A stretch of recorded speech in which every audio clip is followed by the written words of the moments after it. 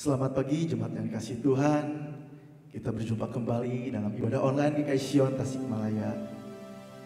Sebelum kita mulai ibadah kita pada pagi hari ini, mari kita mengambil satu dulu di hadapan Tuhan sejenak.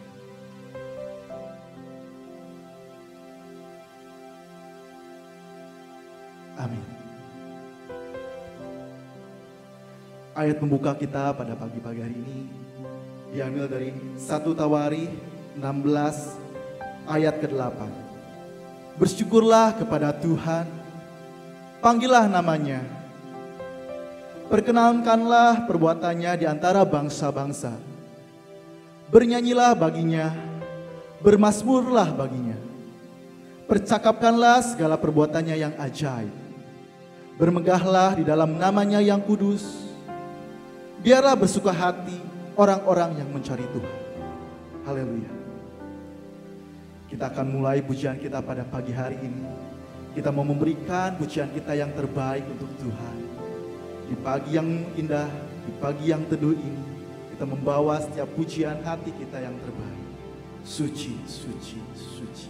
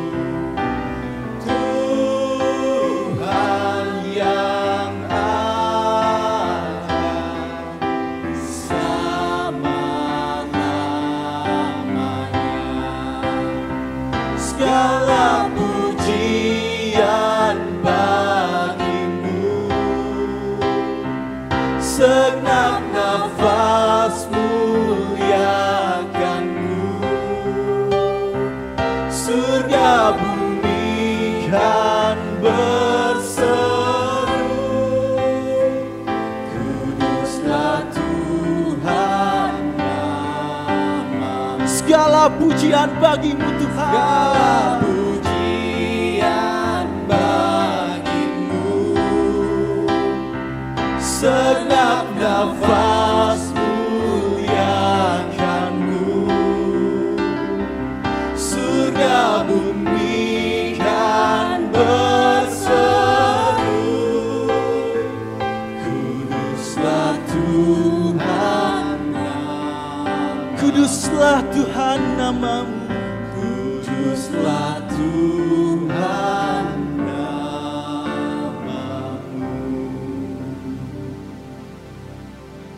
kita masuk di dalam doa. Bapa kami di dalam surga, kami bersyukur atas segala berkat pada setiap hidup kami. Terima kasih Bapa, pada pagi hari ini kami bisa beribadah dalam ibadah online di KSU. Kami percaya Engkau menghadirkan gereja dalam setiap rumah, dalam keluarga kami. Pimpin kami untuk bersekutu dalam keluarga agar bisa memuji menyembah-Mu dengan baik. Kami juga membawa setiap hati kami Bapa. Ampuni segala dosa kami, segala kesalahan kami. Layakkan setiap kami datang padamu Bapa. Tuhan, berkati ibadah kami pada pagi hari ini. Kami mau memuji, kami mau menyembah dengan segenap hati kami. Kiranya hidup kami bisa menyenangkan hati Tuhan. Di dalam nama Tuhan Yesus kami berdoa. Kita mempunyai Allah sebagai sumber kuat kita, amin. Dalam menghadapi pandemi ini, kita mempunyai satu kekuatan, yaitu Allah sumber kuat kita. Dalam hidup kita, hanya Dia yang kita miliki, hanya Dia sumber kekuatan bagi kita. Allah sumber kuat.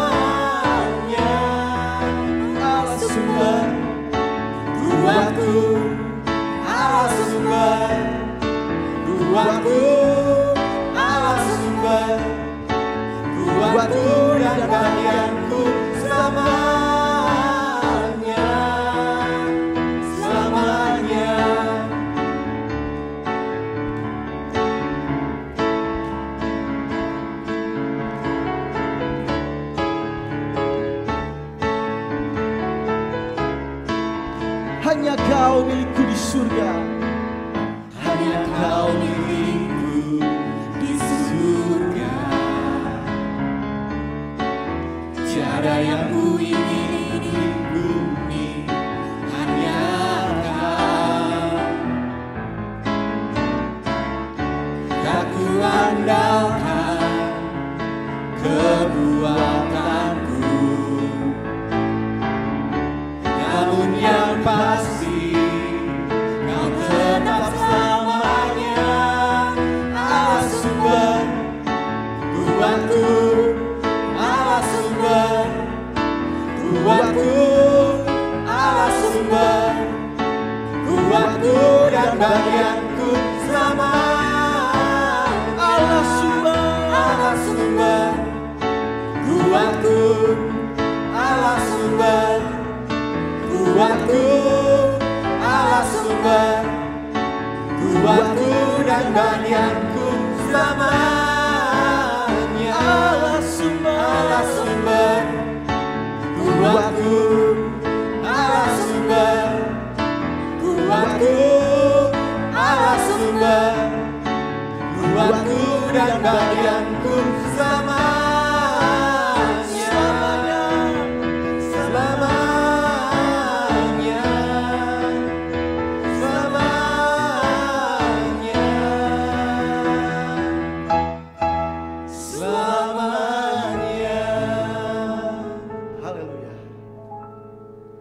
Dan sumber kuat kita sungguh bersuka cita dalam Tuhan, amin.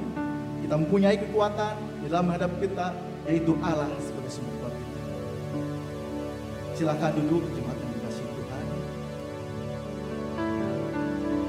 kita adalah umat yang lebih dari pemenang di dalam pandemi COVID ini. Meskipun ada berbagai macam cobaan pada hidup kita, kita percaya kita adalah umat yang lebih dari pemenang. Kita percaya segala cobaan ini akan mengajarkan kita di waktu Tuhan akan memberikan yang terbaik. Kita selalu percaya waktu Tuhan adalah yang terbaik.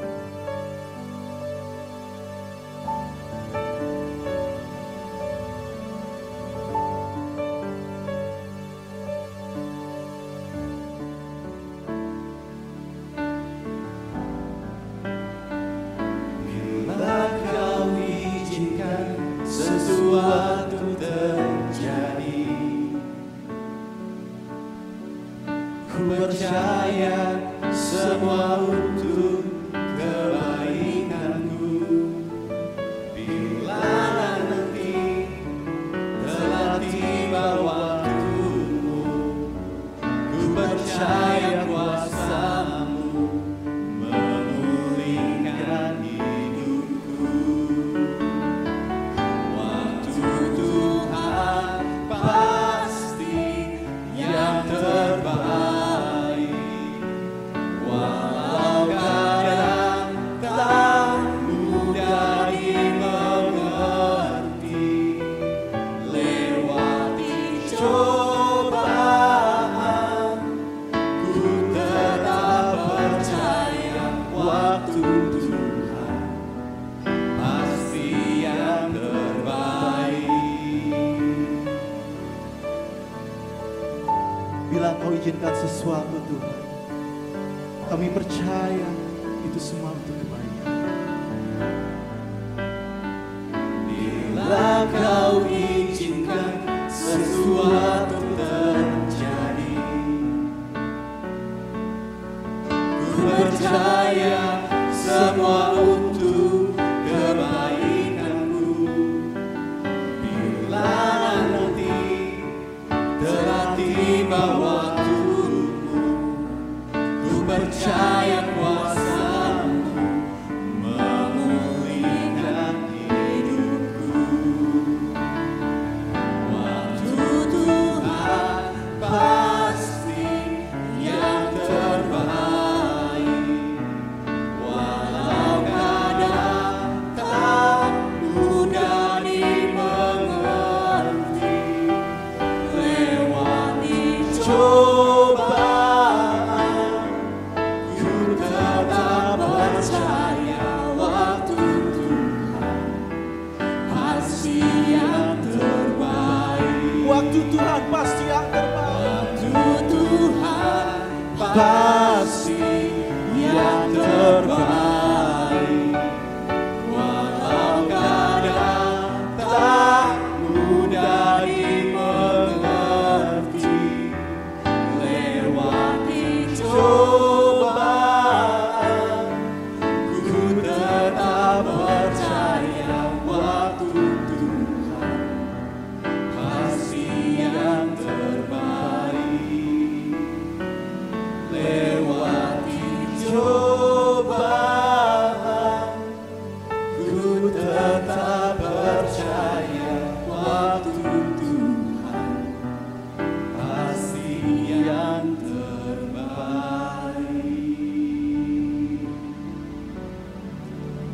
Jemaat sekalian, mari kita berdoa. Tuhan Allah yang mengasihi kami, hari ini kami sekali lagi memohon pertolongan dari Tuhan. Ajari kami ya Tuhan, bagaimana kami menjalani hidup kami. Sebagai orang yang percaya kepadamu, bagaimana kami menghadapi kesulitan yang menerpa kami. Kami tahu waktu Tuhan yang terbaik. Ajarkan kami mengerti ya Tuhan, sehingga kami terus boleh percaya dan terus berharap berserah kepada Tuhan.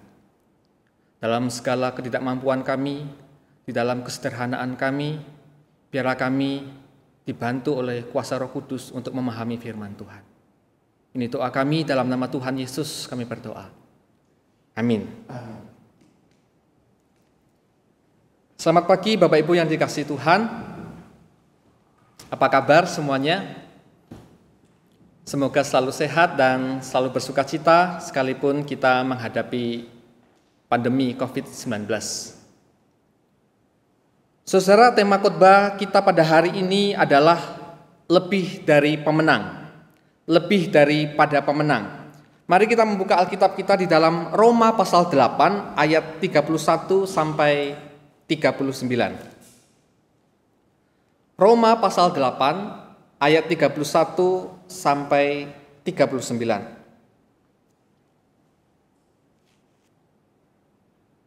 Keyakinan iman. Sebab itu, apakah yang akan kita katakan tentang semuanya itu? Jika Allah di pihak kita, siapakah yang akan melawan kita? Ia yang tidak menyayangkan anaknya sendiri, tetapi yang menyerahkannya bagi kita semua. Bagaimanakah mungkin ia tidak mengaruniakan segala sesuatu kepada kita bersama-sama dengan Dia? Siapakah yang akan menggugat orang-orang pilihan Allah? Allah yang membenarkan mereka. Siapakah yang akan menghukum mereka? Kristus Yesus yang telah mati, bahkan lebih lagi yang telah bangkit, yang juga duduk di sebelah kanan Allah, yang malah menjadi pembela bagi kita. Siapakah yang akan memisahkan kita dari kasih Kristus? Penindasan atau kesesakan atau penganiayaan atau kelaparan atau ketelanjangan atau bahaya atau pedang, seperti ada tertulis, oleh karena engkau kami ada dalam bahaya maut sepanjang hari, kami telah dianggap sebagai domba-domba sembelihan. Tetapi dalam semuanya itu kita lebih daripada orang-orang yang menang oleh Dia yang telah mengasihi kita. Sebab aku yakin bahwa baik maut maupun hidup, baik malaikat-malaikat maupun pemerintah-pemerintah, baik yang ada sekarang maupun yang akan datang, atau kuasa-kuasa, baik yang di atas maupun yang di bawah, ataupun sesuatu makhluk lain, tidak akan dapat memisahkan kita dari kasih Allah yang ada dalam Kristus Yesus Tuhan kita. Amin. Bapak Ibu yang dikasihi Tuhan, rajin pangkal kaya. Apakah saudara setuju? Rajin pangkal kaya. Ya, kita pasti setuju. Sekalipun ada banyak orang yang rajin, belum tentu kaya. Tapi masuk akal lah, orang yang rajin bisa kaya. Tetapi bagaimana kalau Kristen pangkal kaya? Apakah saudara-saudara setuju? Kristen pangkal kaya atau iman pangkal kaya? Apakah saudara setuju? Tunggu dulu ya, belum tentu. Tetapi sekarang ini lagi marak didengung-dengungkan bahwa orang yang beriman sungguh-sungguh kepada Tuhan akan memperoleh kekayaan itu. Jadi iman itu bisa diukur dari materi yang dipunyai. Nah, suatu kali waktu saya masih mahasiswa teologi, saya berkunjung kepada kerabat saya di Surabaya. Nah, waktu bertemu dengan kerabat saya itu, dia terheran-heran lihat saya yang sekolah teologi, sekolah pendeta dia sebutnya. Wah, mau jadi pendeta ya? Wah, pasti kamu akan jadi orang kaya, kamu akan diberkati Tuhan, luar biasa, terus semangat melayani Tuhan. Waktu saya mendengarkan itu, saya terkaget-kaget. Awalnya dia yang terkaget-kaget melihat saya mau jadi pendeta. Tapi giliran saya yang terkaget-kaget ketika dia mengatakan kalimat itu, kamu pasti akan menjadi orang kaya. Padahal kerabat saya itu tidak pernah pergi ke gereja. Tapi kemudian dia menyaksikan dirinya bahwa dia sekarang rajin ke gereja. Dan sangat percaya diri sekali untuk mendapatkan berkat materi itu. Ini terjadi dan saya alami, saudara. Orang yang menceritakan pengalaman imannya di depan saya, yaitu kerabat saya sendiri. Lalu kemudian saya merenungkan, adakah kaitan langsung antara iman dengan materi? Tidak selalu. Apakah keimanan bisa diukur dari harta yang kita miliki? Toh pada kenyataannya kita lihat ada banyak orang kaya yang tidak percaya Tuhan. Ada banyak orang kaya yang bukan Kristen. Itu bagaimana? Mereka nggak percaya Tuhan tapi bisa kaya. Bahkan para penjahat pun, orang yang culas banyak yang kaya. Sedangkan kita melihat saudara-saudara kita, orang-orang Kristen yang kita lihat baik, hidup benar, tapi hidup pas-pasan atau biasa-biasa saja. Jadi apakah keimanan itu bisa diukur dari materi yang kita punyai?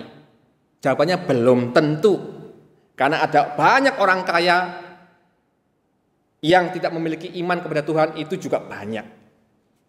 Bapak Ibu yang dikasihi Tuhan, penyebab kemiskinan, ini bagus sekali ya. Apa yang menyebabkan orang itu miskin?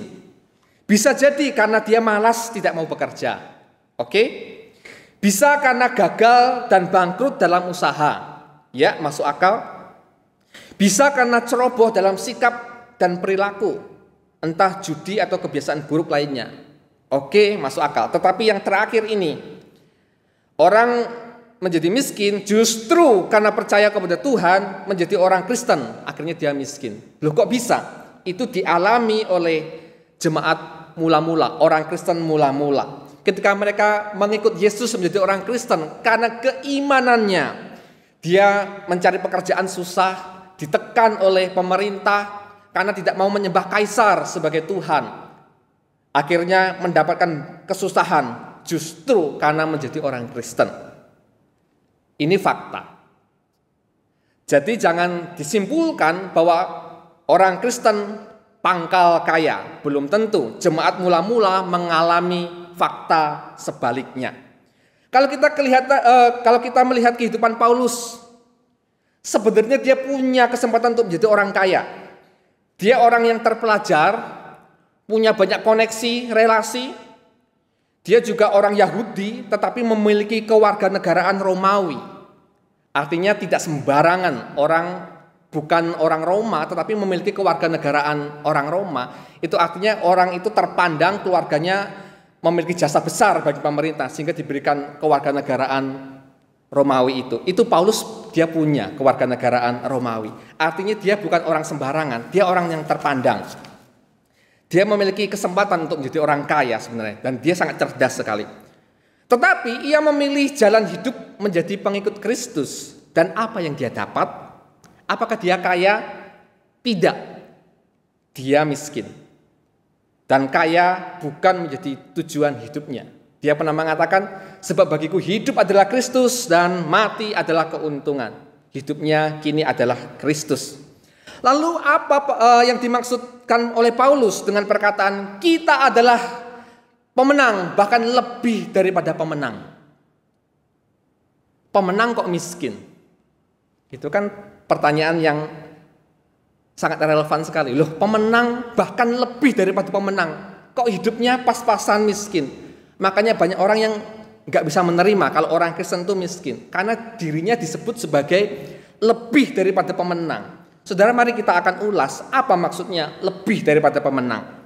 Di ayat yang ke-37 dikatakan, tetapi dalam semuanya itu kita lebih daripada orang-orang yang menang oleh Dia yang telah mengasihi kita. Saya ulangi lagi.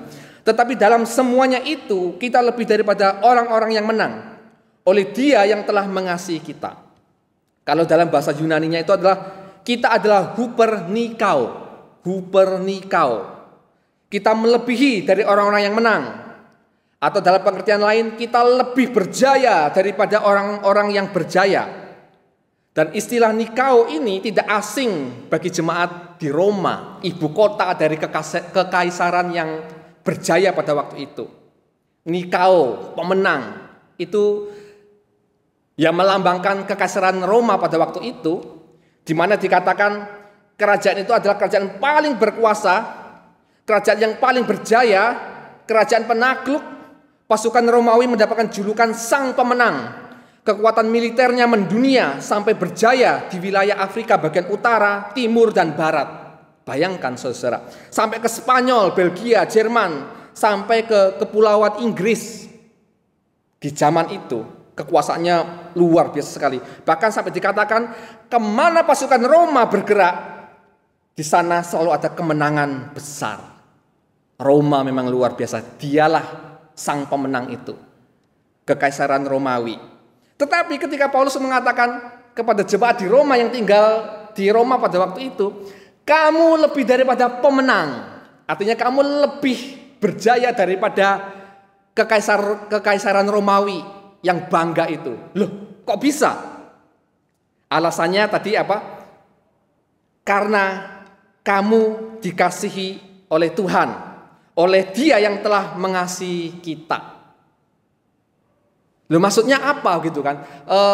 Romawi jelas bangga berjaya karena kemana-mana mendapat kemenangan. Kalau orang Kristen, saudara yang dikasih Tuhan, kebanggaan orang Kristen bukan pada kekuatan militer dan pencapaian-pencapaian dunia lainnya. Tetapi kebanggaan orang Kristen adalah dikasihi Tuhan. Ini melebihi apapun. Dikasihi Tuhan itu melebihi apapun. Sehingga dikatakan lebih daripada pemenang. Karena pada kenyataannya kebanggaan dunia itu bisa hilang dan lenyap. Tetapi dikasihi Tuhan tidak bisa hilang dan lenyap. Roma pernah berjaya, namun kemudian hancur, kemudian pecah. Tetapi kasih Tuhan tak pernah lekang oleh waktu. Bahkan Paulus mengatakan, tidak ada satupun kuasa yang mampu memisahkan kita dari kasih Tuhan. Penindasan tak mampu memisahkan kita dari kasih Tuhan. Penganiayaan tak mampu memisahkan kita dari kasih Tuhan. Kelaparan tak mampu memisahkan kita dari kasih Tuhan. Ketelanjangan, kemiskinan tak mampu memisahkan kita dari kasih Tuhan. Kasih Tuhan kekal abadi, tak berkesudahan bagi kita. Dan itu adalah kebanggaan, kekuatan orang-orang percaya pada waktu itu untuk melalui segala kesulitan hidup yang menerpa mereka pada waktu itu. Meskipun mengalami derita, cobaan, penganiayaan, mereka tetap bertahan mengikut Tuhan karena mereka merasa dikasihi oleh Tuhan. Kalau boleh saya katakan, orang Kristen yang sejati adalah orang Kristen yang merasakan kasih Tuhan. Orang Kristen yang merasakan kasih Tuhan. Mari kita merenung sejenak. Apakah selama saya mengikut Tuhan, saya merasa dikasih Tuhan yang begitu luar biasa? Ini penting sekali. Sebab kalau kita tidak merasa dikasih oleh Tuhan, kita nggak memiliki kekuatan apa-apa.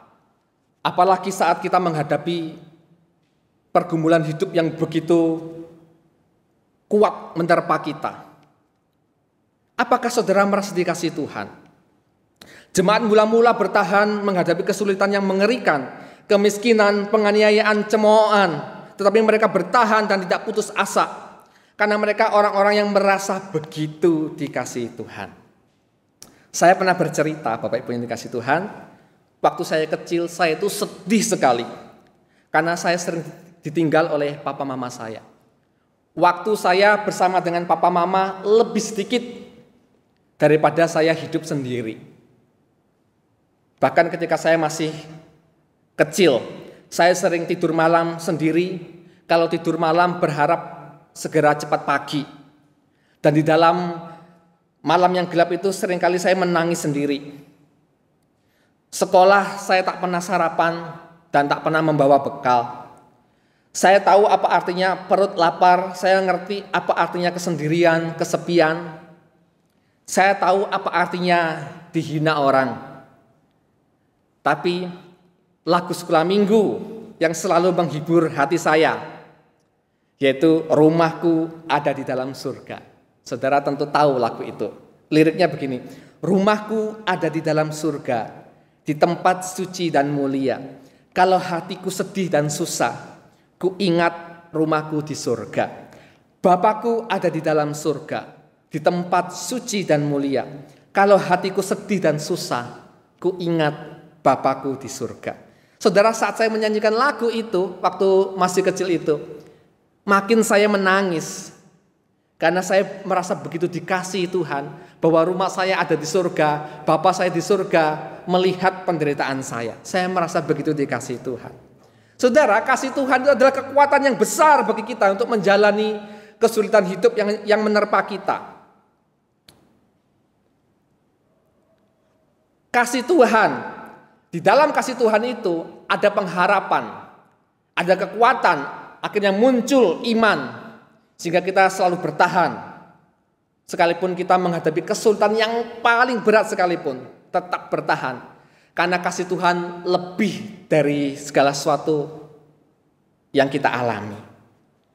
Saudara, lalu apa implikasinya di dalam kesulitan yang saya alami sekarang ini? Semua orang mengeluh karena wabah ini.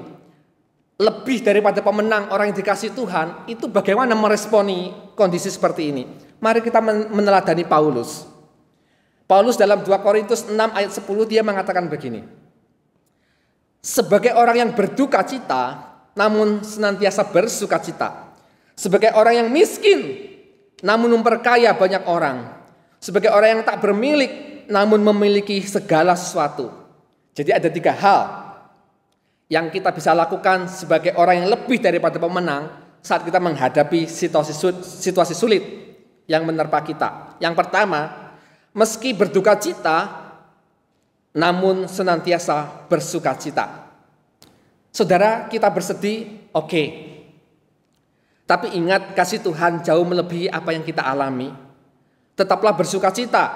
Kita adalah orang-orang yang dikasihi Tuhan. Ini satu-satunya alasan kita harus bertahan dan tetap bersuka cita. Paulus mengungkapkan tentang hidupnya. Dia mengatakan begini, aku lebih banyak berjerih lelah, didera di luar batas. Kerap kali dalam bahaya maut, 5 kali aku disesah orang Yahudi. Setiap kali 40 kurang 1 pukulan. 3 kali aku didera. 1 kali aku dilempari batu. 3 kali mengalami karam kapal. Sehari semalam aku terkatung-katung di tengah laut. Aku banyak berjerih lelah dan bekerja berat. Kerap kali aku tidak tidur. Aku lapar dan dahaga. Kerap kali aku berpuasa, kedinginan dan tanpa pakaian. 2 Korintus pasal 11. Tapi Paulus yang sangat menderita itu, dia mengatakan meski berduka cita, tetapi tetap bersuka cita. Kenapa enggak berhenti aja jadi orang Kristen? Kok jadi orang Kristen makin menderita seperti itu? Berhenti aja, harusnya kan begitu cenglinya. Tapi Paulus mengatakan tidak, hidupnya adalah untuk Kristus. Meski berduka cita, tetap bersuka cita. Karena apa? Karena dia sudah mendapatkan yang dia inginkan, yang semua orang inginkan, yaitu dikasihi Tuhan. Itu melebihi apapun yang kita alami. Itu lebih daripada cukup. Sudah satu alasan yang kuat untuk kita selalu bersuka cita. Karena kita dikasihi Tuhan. Meski berduka cita, tetap bersuka cita. Yang kedua, contoh hidup lebih daripada pemenang yang dilakukan oleh Paulus. Meski miskin, namun memperkaya banyak orang.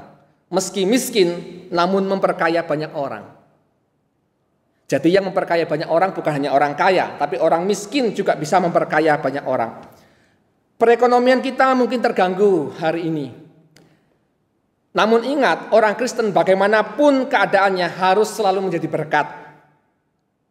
Paulus sendiri miskin, tetapi ia tidak mau menjadi beban bagi banyak orang. Ia terus bekerja keras, dan apa yang dia dapat tidak lupa untuk menolong orang lain, memperkaya banyak orang. Satu kali pendeta Stephen Tong dalam khotbahnya dia bercerita begini. Ibunya itu sudah menjanda sejak umur 33 dan harus membesarkan 8 anaknya. Dalam kesalehannya, dalam doanya dia memohon kepada Tuhan, Tuhan, saya tidak akan menikah lagi, tapi tolong berikan saya kekuatan untuk membesarkan 8 anak saya di usia 33. Dengan hanya bekerja sebagai menjahit pakaian, dia membesarkan 8 anaknya. Dan yang menarik, setiap hari Jumat, ibu daripada pendeta Stephen Tong keluar rumah untuk melayani pembesukan, ya Bapak Ibu Saudara, tapi membawa kantongan-kantongan yang berisi beras, minyak, dan gula. Waktu ditanya oleh anak-anaknya, "Mah, untuk apa bawa kantongan-kantongan beras itu?"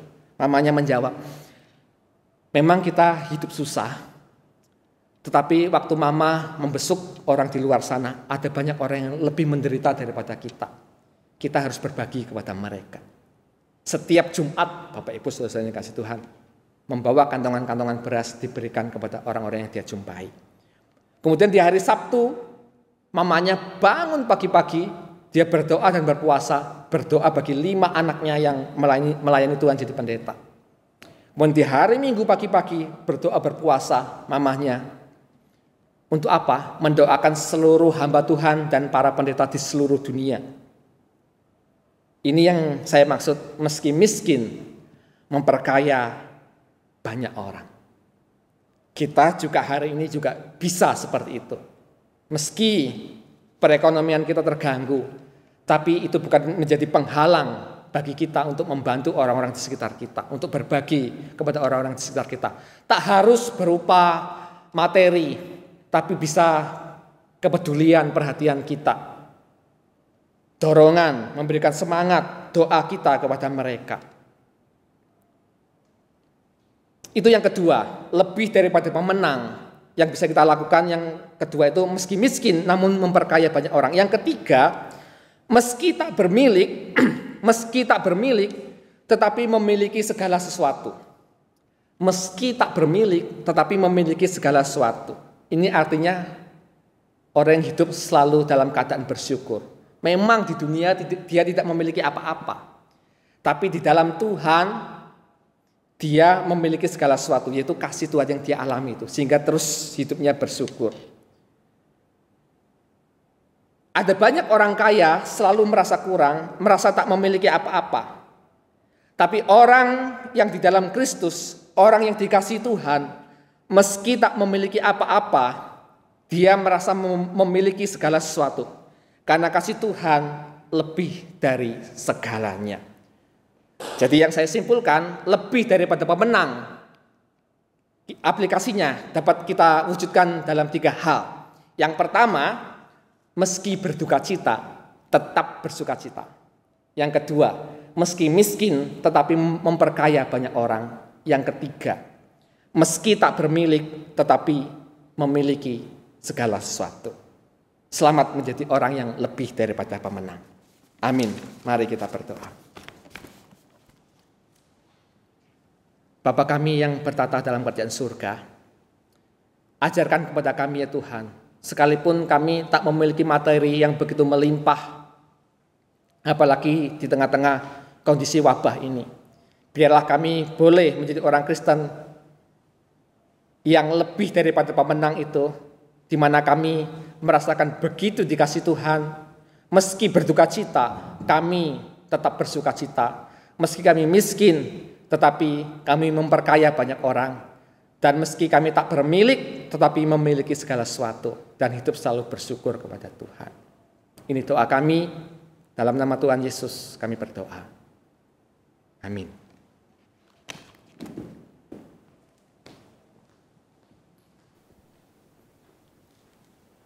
Sungguh firman Tuhan yang menguatkan kita semua, mengingatkan kita semua akan kebaikan Tuhan, akan firman Tuhan pada hidup kita. Mari kita mengikrarkan pengakuan iman rasuli bersama-sama dengan dari gereja segala abad dan tempat. Pengakuan iman rasuli. Aku percaya kepada Allah, Bapa yang Maha Kuasa, Khalik langit dan bumi, dan kepada Yesus Kristus, Anak yang tunggal Tuhan kita, yang dikandung dari Roh Kudus, lahir dari anak darah Maria, yang menderita sengsara di bawah pemerintahan Pontius Pilatus, disalibkan, mati dan dikuburkan, turun ke dalam kerajaan maut. Pada hari yang ketiga, bangkit pula dari antara orang mati, naik ke surga, duduk di sebelah kanan Allah, Bapa yang Maha Kuasa. Dan dari sana Ia akan datang untuk menghakimi orang yang hidup dan yang mati. Aku percaya kepada Roh Kudus, gereja yang kudus dan am, persekutuan orang kudus, pengampunan dosa, kebangkitan tubuh, dan hidup yang kekal. Amin. Kita akan mempersiapkan persembahan kita. Kita bisa memberikan persembahan kita melalui transfer, ataupun kita mengumpulkannya dalam amplop, dan kita akan memberikannya pada waktu nanti kita beribadah kembali di gereja. Kita akan menaikkan doa-doa syafaat kita. Mari kita masuk di dalam doa. Bapa kami di dalam surga, terima kasih atas berkat-Mu pada ibadah pada pagi hari ini. Kami berdoa Tuhan, kiranya setiap kami diberikan kekuatan oleh Tuhan, kami adalah lebih dari pemenang. Kami juga mau berdoa Tuhan untuk bangsa dan negara, para pemimpin kami, untuk kota Tasikmalaya khususnya, agar para pemimpin bisa diberi kebijaksanaan dan hikmat dalam menghadapi pandemi COVID-19 ini. Kami berdoa untuk kesembuhan para pasien dan para dokter dan petugas medis, agar mereka diberi kesehatan dan kekuatan dalam bertugas. Kami berdoa untuk kesehatan jemaat-jemaat Tuhan dan setiap pergumulan kami yang dihadapi, kiranya Tuhan menolong dan menyertai setiap kami. Berkati setiap keluarga kami Tuhan, pekerjaan usaha kami. Kami juga berdoa untuk gereja-gereja Tuhan dan anak-anak Tuhan, agar kami bisa menjadi saluran berkat bagi mereka yang membutuhkan. Terima kasih Tuhan, di dalam nama Tuhan Yesus kami berdoa. Amin. Mari kita mengembalikan segala puji, hormat, syukur kepada Tuhan.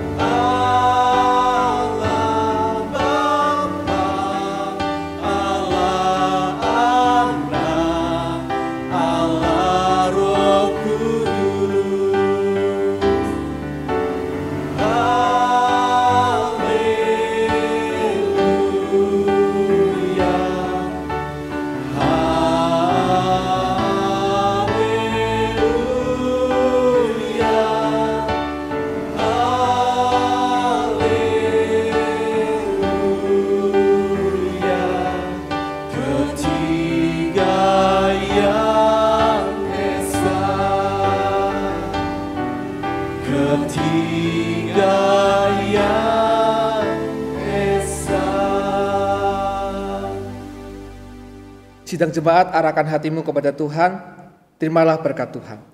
Tuhan memberkati engkau dan melindungi engkau. Tuhan menyinari engkau dengan wajah-Nya dan memberi engkau kasih karunia. Tuhan menghadapkan wajah-Nya kepadamu dan memberi engkau damai sejahtera. Amin.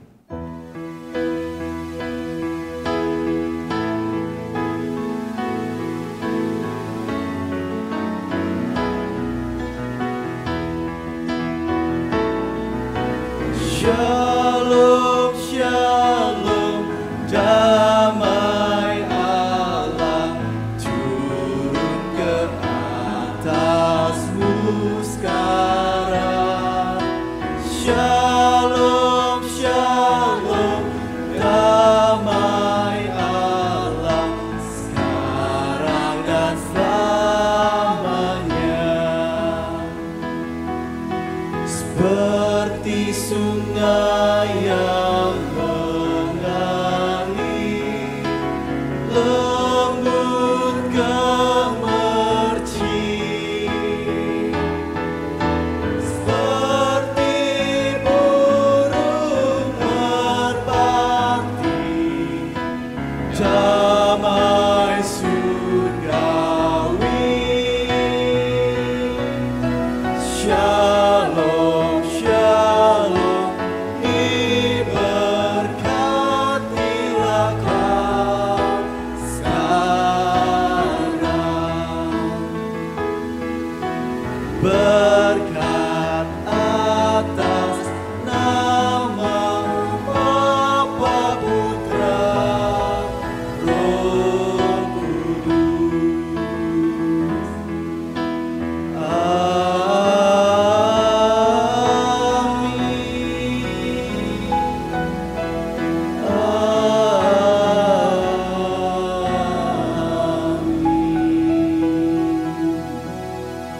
Silakan duduk, silakan sampai duduk. Amin. Ibadah kita telah selesai. Selamat hari Minggu, Tuhan Yesus memberkati.